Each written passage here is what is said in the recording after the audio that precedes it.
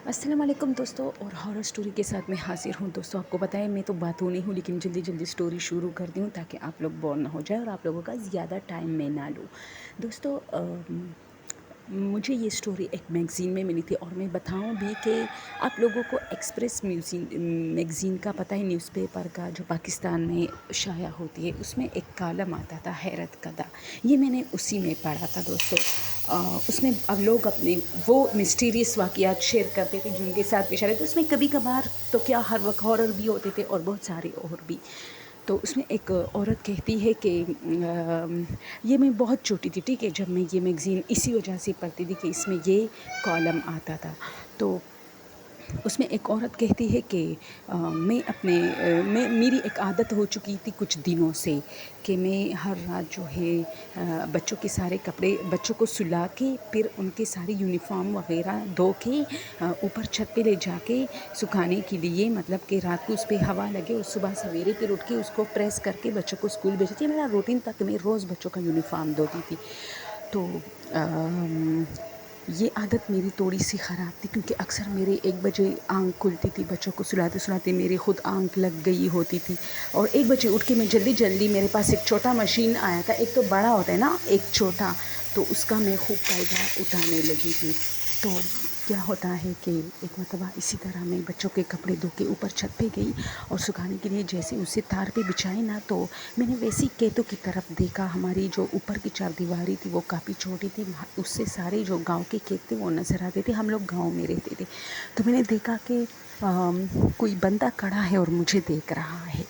तो खैर मुझे थोड़ी शर्म आई कि यार ये सोच रहा होगा कि ये औरत मुझे क्यों देख रही है, क्योंकि मैं उसको देख रही थी कि इतनी रात में ये क्या कर रहा है। मैं फिर वापस आई अपने कमरे में और सो गई। अच्छा, ये रूटीन शुरू हो गया कि हफ्ते में 2-3 बार ऐसा होता था कि वो बंदा वहाँ खड़ा होकर हमारे ही छत की तरफ देख रहा होता था, और फिक्स उसी टाइम, यानी जिस टाइम, उसका कोई टाइम नहीं था। अगर मैं 1 बजे उठती थी कपड़े धोने के लिए, अगर मैं 11 बजे उठती थी, अगर मैं बच्चों को जल्दी जल्दी सुला के 9 बजे 10 बजे जाके कपड़े धो के ऊपर छत पे ले जाती थी, ये बंदा मुझे हफ्ते में 2-3 बार मिलता था। तो मैं काफ़ी परेशान हो गई और मैंने सोचा कि अपने हस्बैंड को बताऊं। अब इधर बात ये थी कि मेरे हस्बैंड थोड़ा शक-मिज़ाज इंसान था, तो मैं सोच रही थी कि अगर मैं उसे बताऊंगी तो वो तो ये सोचेगा ना कि इसने किसी को टाइम दे रखा होगा और इसका कोई आशिक वगैरह आता होगा, क्योंकि ज़ाहिर सी बात है, ये जो आशिक मिजाज मर्द होते हैं ये ऐसी बिहेवियर फिर करते हैं, ये जो शक मिजाज होते हैं। तो मैंने क्या किया कि कुछ दिन तो मैं खामोश रही, लेकिन फिर मुझे डर लगने लगा, क्योंकि बस वो मुझे ही तकता रहता था ऊपर छत पे जब भी मैं जाती थी। फिर मैंने थोड़ा अपना रूटीन चेंज किया और मैं दिन के टाइम, यानी शाम के टाइम जल्दी जल्दी कपड़े धो के बच्चों के साथ ऊपर जाती थी, तो ये सही रहा।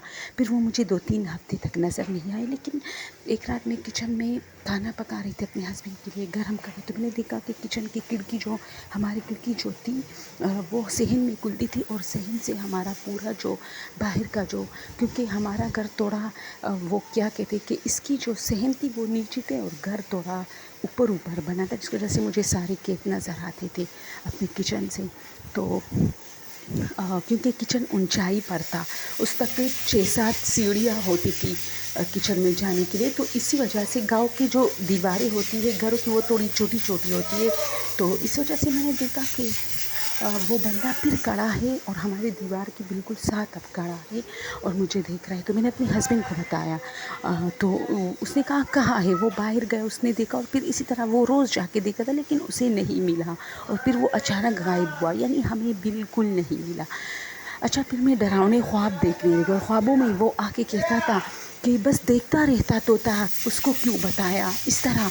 तो मैं बहुत डरती थी। फिर हमारे घर में अजीबोगरीब मामला भी शुरू हो गए, और ये बंदा जो है फिर मेरी बेटी को भी नज़र आने लगा, जो कि सिर्फ 9 साल की थी। वो उनसे डरती थी, कभी कहती थी मम्मा वॉशरूम में कोई कड़ा है, कभी कुछ। तो हम काफ़ी डर गए, और फिर जो है हमने घर के लिए इसी तरह कुछ वज़ाइफ के, कुछ मौलवियों के पास गए, और उन्होंने कहा कि हाँ असरात मौजूद है, क्योंकि वो घर काफ़ी अकेली जगह पर था। हमारे जो आसपास पड़ोस थे वो हमसे काफ़ी दूर रहते थे। तो मैं हैरान होती हूँ ये सब सोच के। अब ऐसा नहीं है, अब हम उस जगह से शिफ्ट हुए और वहाँ हमारा हुजरा है, सिर्फ गाड़ियाँ खड़ी होती है और इस तरह। लेकिन वहाँ जितने भी मज़दूर काम करते हैं, मतलब खेती बाड़ी वगैरह, वो सब اس طرح مطلب شکایت کرتے ہیں کہ ہم چیزیں ٹھیک ٹھیک رکھتے ہیں لیکن جب ہم صبح آتے ہیں تو ساری چیزیں بکھری پڑی ہوتی ہے. اور ایک ملازم کو تو نظر بھی آیا تھا میری طرح کہ کوئی دیکھ رہا تھا بہت زیادہ، اور پھر کھیتوں کی طرف جا کے جیسے غائب ہوا ہے. کیونکہ کھیتوں میں اگر آپ نظر دوڑائے تو دور دور تک آپ کو بندہ نظر آئے گا، کیونکہ گھر کافی دور ہوتے ہیں، لیکن وہ اچانک غائب ہوا.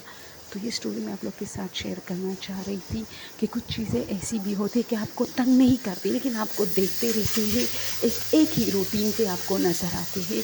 اور اگر آپ لوگ کو پسند آئے تو پلیز شیئر کیجیے. Thank you so much.